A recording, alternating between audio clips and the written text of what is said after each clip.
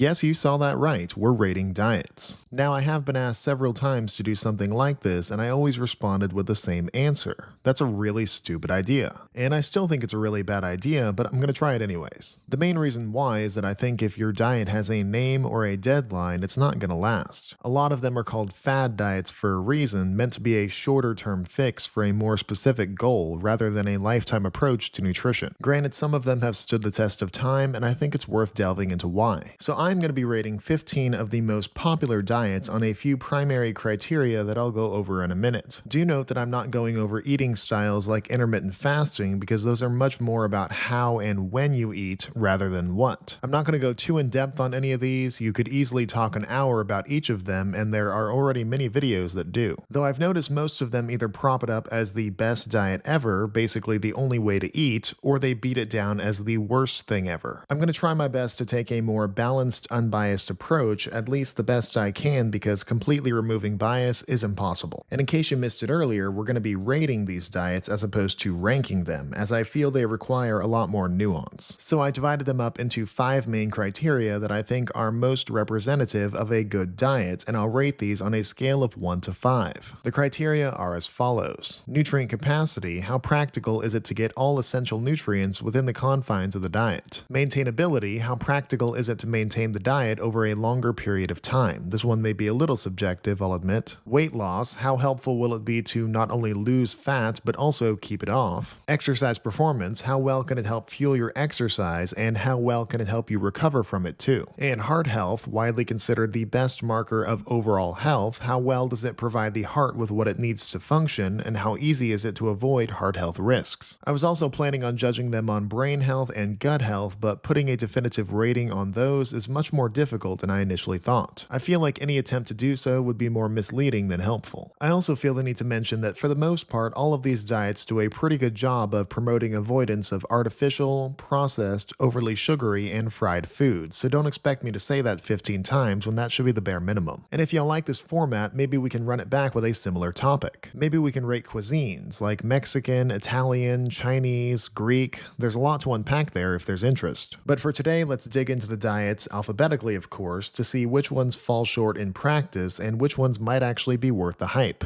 First up, we've got the Atkins diet, and right off the bat, it's one of the more complex, but it can be summarized as a drastic initial carbohydrate reduction into a gradual carb reintroduction. It takes place in phases. The first, the induction phase, is similar to the keto diet, reducing carbs so much that it makes your body burn fat for energy. Then, depending on your progress, you slowly get more flexible with your carbs until you can maintain your goal weight. At first, many foods are cut out. Sugars, starches, grains, most fruits, most dairies, most legumes, and some nuts and seeds. And then the less carb-dense foods get re-added first, like nuts and berries. So you'll see a lot of common foods on the first 3 phases of the Atkins diet. Lean and fatty meat, lean and fatty seafood, eggs, cheese, olive, avocado, coconut, fattier nuts and seeds, and non-starchy vegetables like leafy greens and peppers. As far as nutrient capacity goes, carbs are the least essential nutrient to consume to get by, and most every nutrient is accessible from low-carb foods. Fiber from veggies, vitamins from meats and greens, and essential fat from fish and certain plants. There may be a bit of a struggle with certain minerals like calcium, magnesium, and potassium, but as long as you're intentional with your food choices beyond calories in the first couple phases, nutrient deficiency should be easy to avoid. For nutrients on the Atkins diet, I'm going to give 4 stars out of 5. For maintainability, while the second and third phases have no definitive time limits, the phases get progressively easier to maintain as they go along. With just a bit of discipline early, you should be able to mentally rewire to appreciate the increasing options without losing control. I'm going to give it a 4 out of 5 here too. For weight loss, by design you'll be cutting out most of the culprits that hold back people's weight loss endeavors and then slowly reintroducing them at your own pace. In theory, it's a pretty perfect elimination style diet for long-term fat loss and maintenance, but in practice practice, it's often a bit too much freedom and many people relapse. I'm thinking 3.5 stars. For exercise, the carb cutting in the early phases may make higher intensity exercise more difficult. Trying to do so without the most accessible fuel source can be fatiguing, and it'll likely hinder exercise effectiveness. But once the body readily burns fat as a fuel source, it can be great for lower intensity exercise. And once carbs get reintroduced, it becomes a much more viable option. I'm again thinking 3.5 stars. And for heart health, the Atkins diet is shown to generally lead to weight loss, lowered blood pressure, and higher HDL, which are shown to reduce the risk of heart complications. Though the reliance on fattier foods and the lack of some of the best sources of several essential heart nutrients like calcium, magnesium, and potassium leaves it a bit of a mixed bag. I'm going to say 3 out of 5 stars here.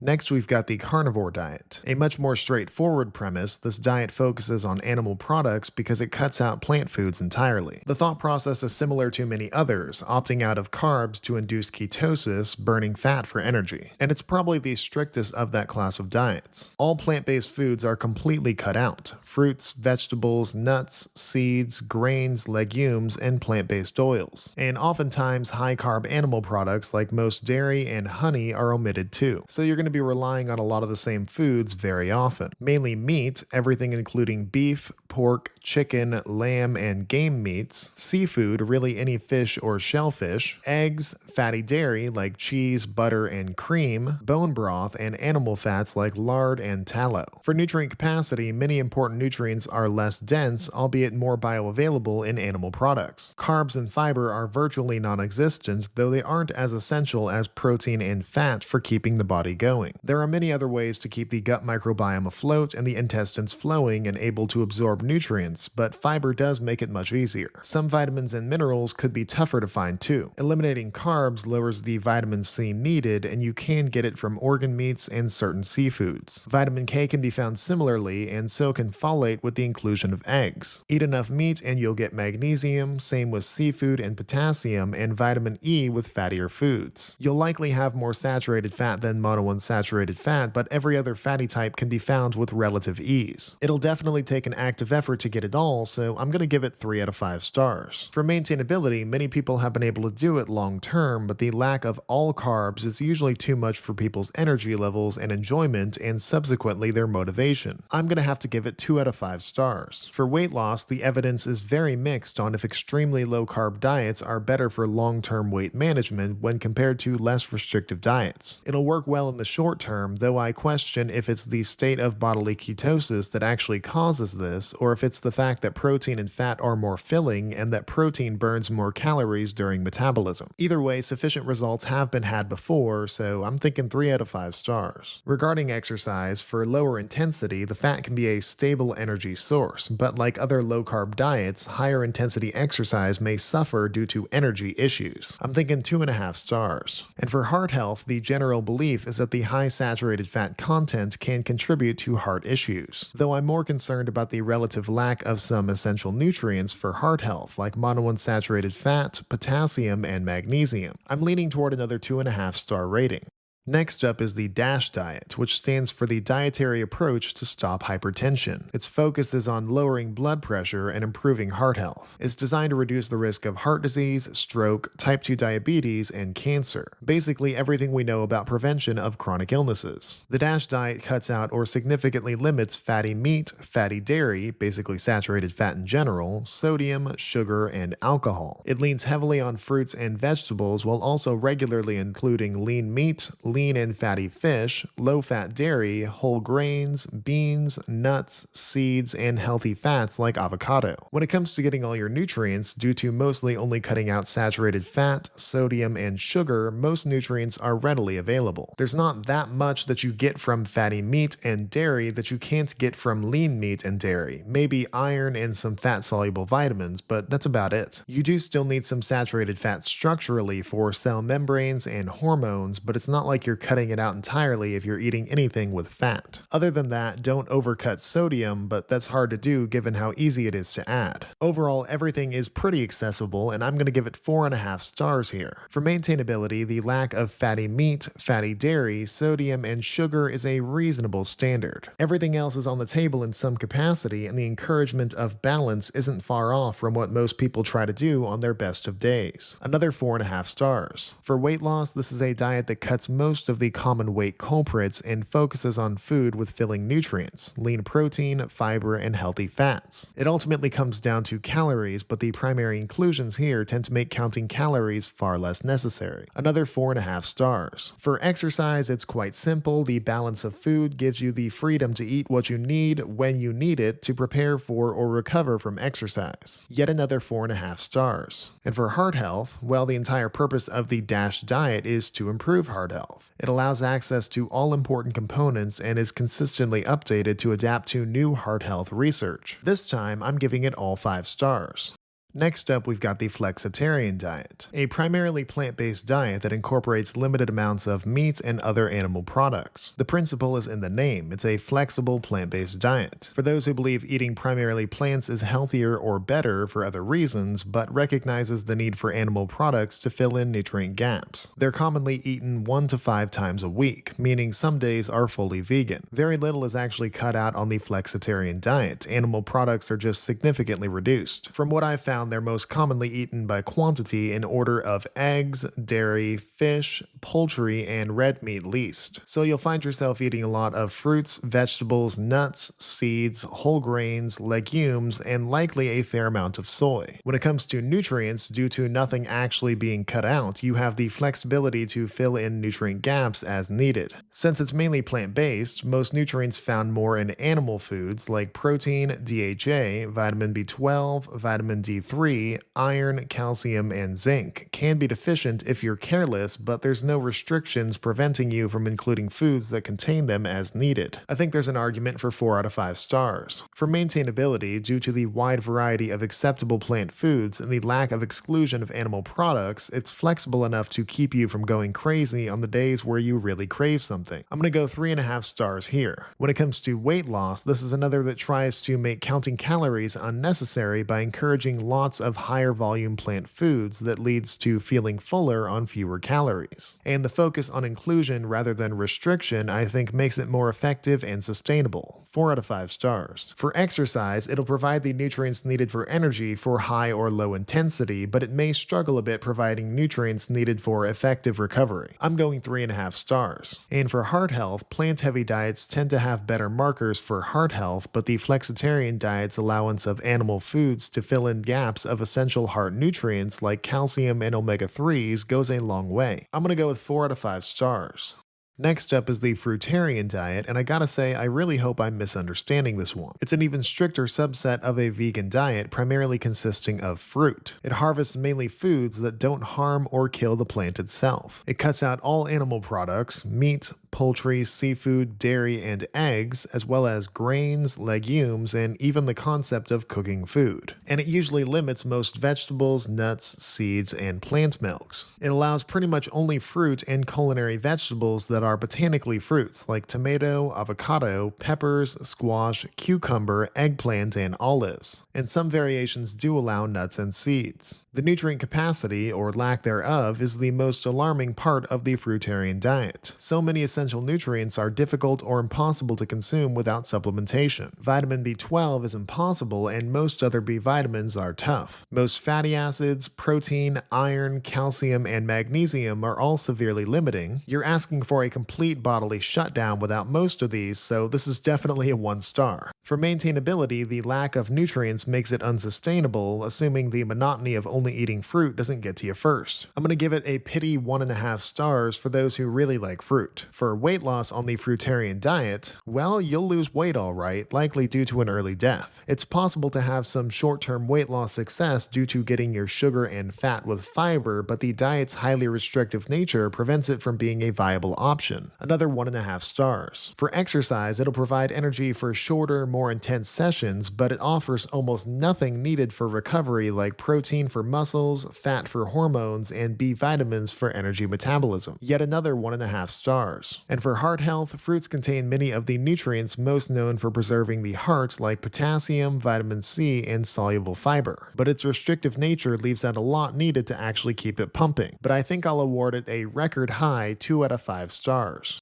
A rather well-known one is the ketogenic diet. It generally puts a heavy emphasis on macronutrients, in particular eating high fat, moderate protein, and low carb counts to put the body into a state where it burns fat for energy, hence the name ketosis. Though a few more carbs are usually allowed than other low-carb diets. It really just focuses on cutting out foods high in carbohydrates, grains, most fruits, starchy vegetables, legumes, and any sweets. And it intentionally emphasizes higher fat foods like fatty meats, fatty fish, fatty dairy like cheese, eggs, and fat-filled plants like nuts, seeds, olives, avocado, and coconut. And it still leaves room for low-carb vegetables and leaner meats like poultry too. For nutrients, it really only cuts out carbs, which still leaves plenty of room for plant foods to fill in nutrient gaps. Monounsaturated fat, fiber, vitamin C, vitamin E, and folate are all much more accessible due to the slightly looser restrictions. It's not perfect, but it's very doable with a bit of intentional selection, so I'm going to give it 4 out of 5 stars. For maintainability, it's definitely better than the carnivore diet. At least some plant foods are allowed for the sake of variety. But the lack of any real carbs will make a lot of people quit for energy or enjoyment reasons. I'm thinking 2.5 stars. To directly compare again regarding weight loss, carnivore is more likely better in the short term, but long term, keto's variety shines through for sustainability. Still getting into ketosis, still filling up due to fat and protein, and still having a higher thermic effect of food than more carb-heavy diets. Overall, I'm giving it 3.5 stars. For exercise, the general lack of carbs may inhibit energy for higher intensity exercise, but keto does allow some carbohydrates, so if they're used strategically, it's possible to avoid this pitfall. I'm going 3 out of 5 stars. And for heart health, high-fat diets give mixed results, but positive for HDL cholesterol levels and blood pressure. I'm again worried it may be a struggle to consume everything needed for proper heart function, so I'm going to give it 2.5 stars.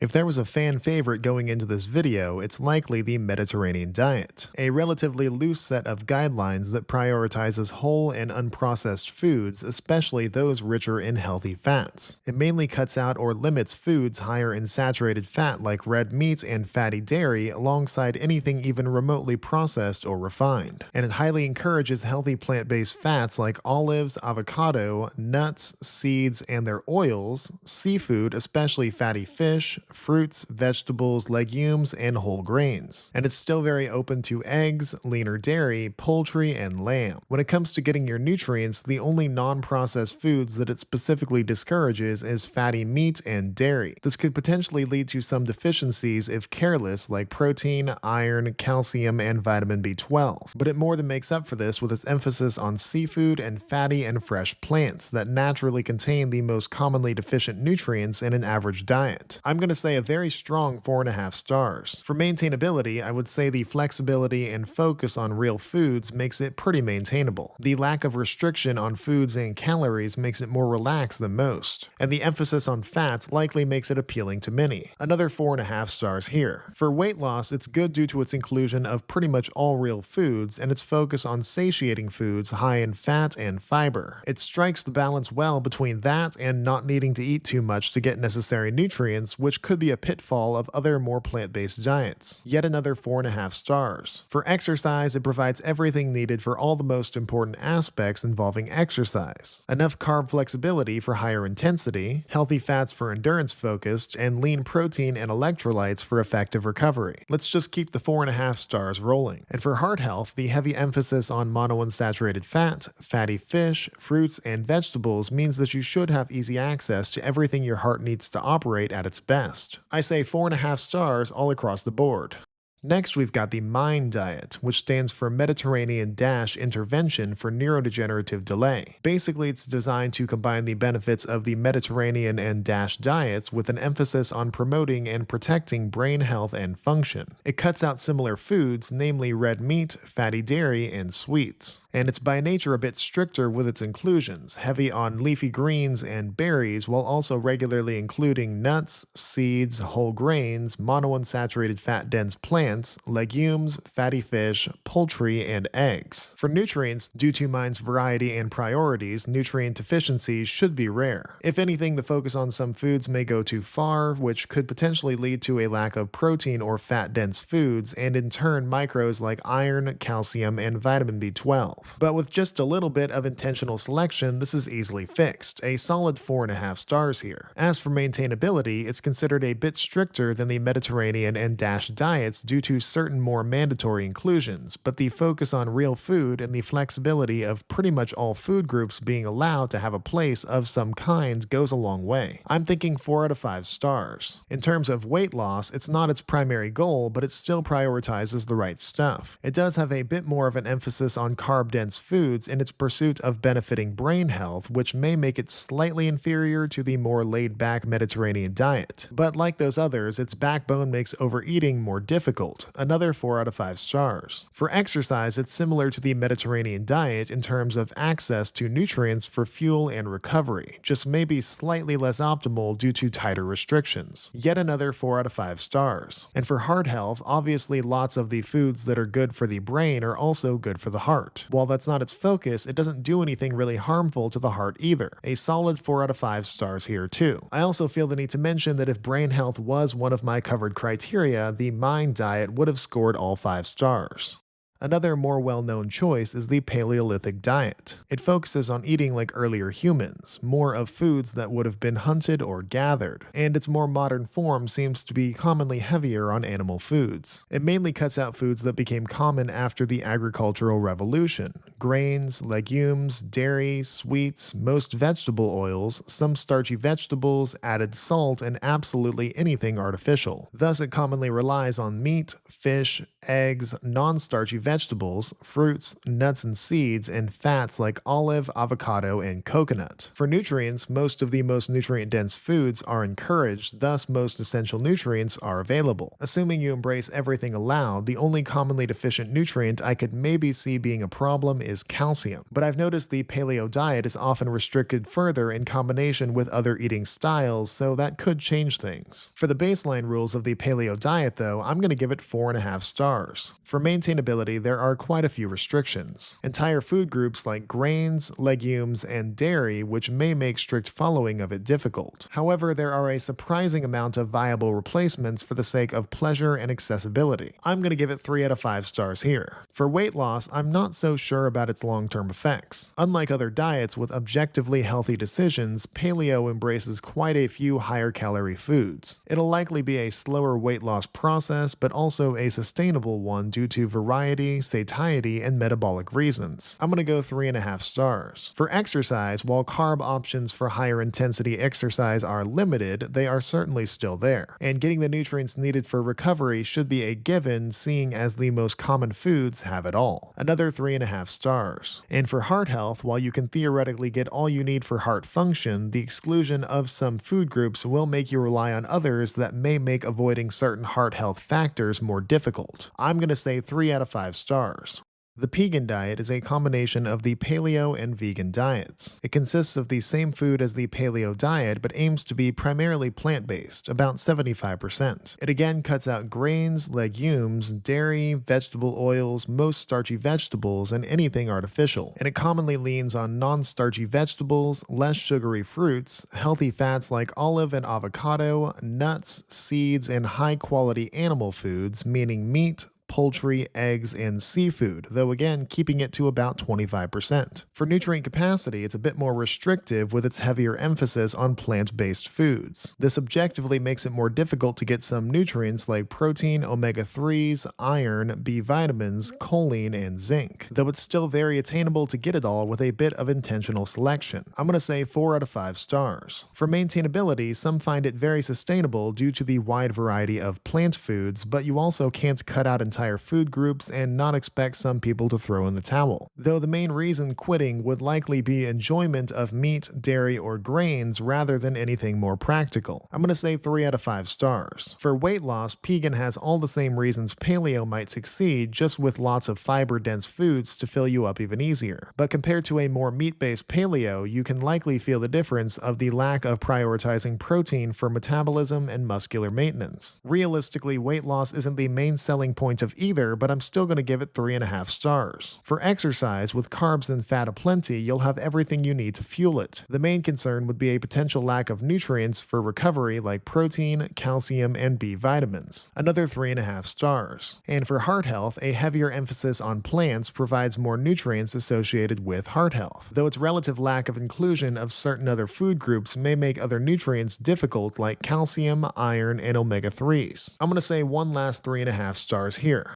A diet catching some more attention lately is the Pescatarian diet. It's basically traditional vegetarian, including eggs and dairy, but it also allows seafood. Thus, it really only cuts out land meats like red meat, poultry, and game meats. Everything else is on the table: fruits, vegetables, nuts, seeds, legumes, whole grains, soy, and then of course eggs, dairy, and seafood, so fish and shellfish. In terms of getting your nutrients, the inclusion of seafood when compared to vegetarian opens up so many options for protein, omega-3s, and vitamin B12. The main thing you're likely to lack by opting out of land meats is the more bioavailable iron, zinc, and B vitamins from red meat. But also, without a heavier emphasis on eggs and seafood, lots of other nutrients might not be as bioavailable as you'd like. I'm thinking 3.5 stars. For maintainability, while the variety of plant foods is encouraging and you can technically substitute most meats with eggs and seafood, I'm sure a lot of people are going to be missing their meats. And also, without some meat of some sort, some practicalities might make it more difficult, like those with anemia or those with more active lifestyles. So I'm feeling another 3.5 stars. For weight loss, it's got a lot of the same components that makes the Mediterranean diet so highly praised. Foods that are generally lower in calories with high fiber or healthy fat contents to promote satiety. However, the lack of variety and explicit lean proteins may make it just a slight step below. Still, I'm going to give it 4 out of 5 stars. For exercise, it provides most everything you'll need for high and low intensity exercise. The only potential snag is that land meats like red meat are the best source of certain nutrients for optimal recovery. Another 4 out of 5 stars. And for heart health, lots of plant foods and healthy fats makes this one of the more highly praised diets for heart health. While these somewhat looser guidelines may leave some things up in the air, following a typical pescatarian diet should take care of most metrics. One last 4 out of 5 stars here.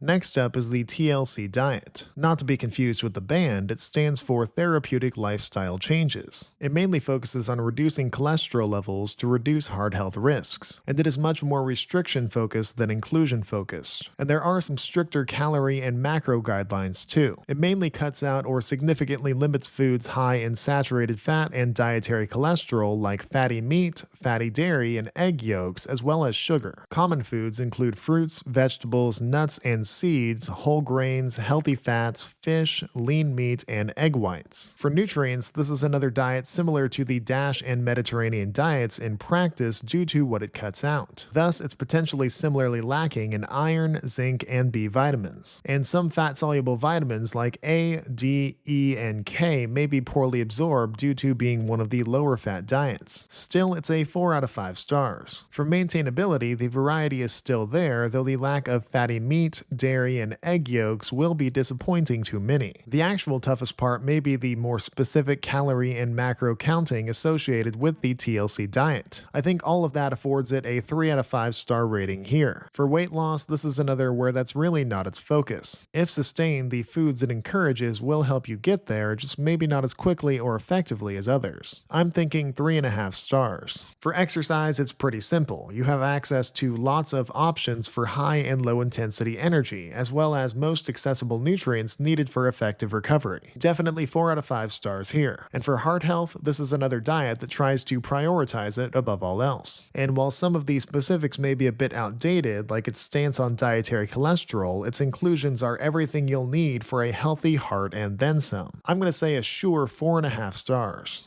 One of the most polarizing diets is the vegan diet. It is simply cutting out all animal-based foods while embracing all plant-based foods, though it's often chosen for more ethical or environmental reasons. Again, it cuts out all animal products: meat, poultry, fish, shellfish, dairy, eggs, whey and casein, animal fats, gelatin, and even honey. So naturally it allows all plant foods: fruits, vegetables, legumes, grains, nuts, seeds, plant oils, and usually a heavier dependency on soy. For nutrient capacity, several key nutrients are very difficult or impossible to consume on a vegan diet without supplementation. Vitamin B12, iron, calcium, zinc, selenium, vitamin D, DHA, EPA, iodine, and even protein need a conscious effort to get enough. People do make vegan nutrition work, but a hard line in the sand of no animal products whatsoever makes it very impractical. I'm going to say 2 out of 5 stars. For maintainability, in order to get several important nutrients, you'll find yourself eating the same thing or variations of these same things a lot. And you'll also be supplementing a lot. For psychological reasons alone, this is one of the least maintainable, and I can't give it any higher than 2 stars. For weight loss, the vegan diet has been positively associated with it long term due to being heavy on low-calorie foods and higher in fiber. A tougher time getting protein may impede on calories burned from metabolism, but there's enough evidence of effectiveness out there, and I think in this instance, the results speak for themselves. Thus, I'm going to say 4 out of 5 stars. For exercise, while it provides everything necessary for fuel of high or low intensity exercise, it is very easy to have poor recovery on a vegan diet that isn't well managed. This means you might not be getting as much out of it as you'd like. I'm going to say 2.5 stars. And for heart health, while plant-based diets are favored for most markers, I have concerns about some of the nutrients that play specific roles in heart function, like calcium, iron, and omega-3s. Still probably a 3.5 star rating.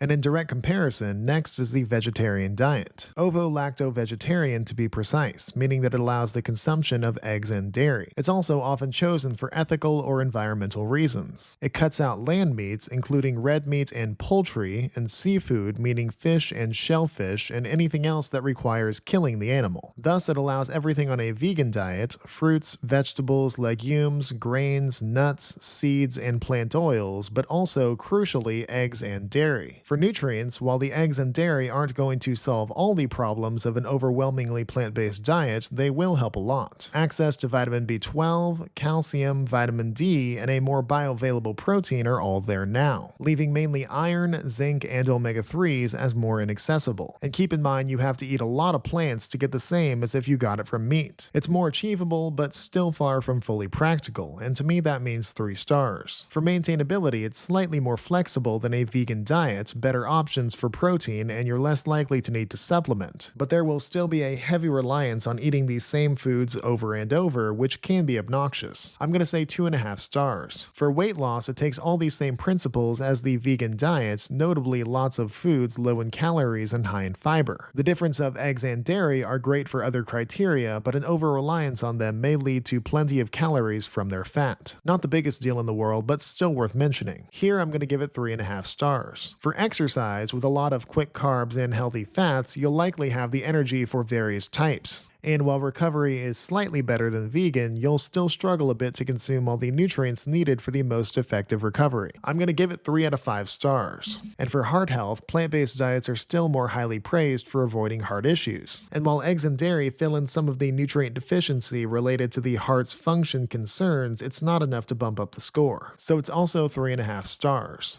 And lastly, we have what's known as the volumetric diet. It focuses on larger portions of lower calorie foods to feel full on less calories. It's heavier on fiber, water, and lean protein, and it's lower on fatty foods and easy to overconsume sugary or starchy foods. Nothing is directly cut out, but there's a recommended limitation of high-calorie, low-volume foods like fatty meats, full-fat dairy, low-volume starches like potato, rice, and pasta, fatty fish, nuts, seeds, oils, and anything sugary. So its common foods are non-starchy vegetables, fruits, lean meats, legumes, whole grains, lean fish, eggs, and soups. For its nutrient capacity, it generally tends to avoid fat due to their caloric density. Avoiding fatty foods could lead to a lack of DHA, EPA, calcium, iron, zinc, and selenium, and you might have more trouble absorbing fat-soluble vitamins A, D, E, and K. But all of this can be covered with some planning due to no actual omissions, just a preference toward low-calorie foods. I'm thinking 3.5 stars. For maintainability, I would say it's more so than most because it's designed to be satisfying to eat in such large amounts. And if you want something more caloric, there's nothing actually stopping you as long as it's the exception. With no real restrictions, it actually favors overeaters. The main problem might actually be the cost and prep time, which can add up.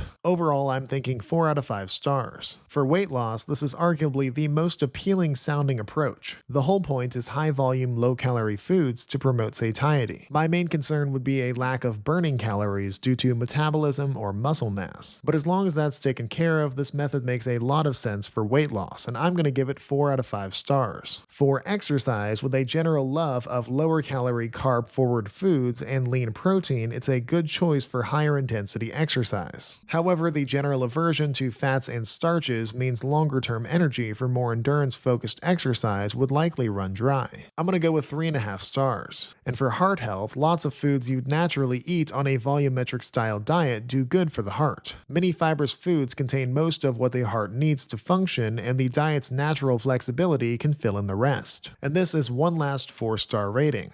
So those are my thoughts on some of the more popular diets. My attempt to be objective about a topic that was realistically not meant to be judged in this manner. I feel like my criteria and arguments were sound, but if you want to take this whole video with a grain of salt, I honestly wouldn't blame you. The best diet is the one that works for you long term. Your nutritional needs, your ethics, your preferences, otherwise you're never going to stick with it. Though there are some useful principles in these 15 that I'm sure are worth emulating. Now if you enjoyed this video, or at the very least learned a little something, I encourage you to subscribe as I make regular videos going over various topics related to nutrition. I also encourage you to share it with someone who you think might find it useful or interesting. Go ahead and let me know down in the comments if you think any other topics would fit this format, and remember that all I ask is that you do your own research and advocate for your body. You only get the one.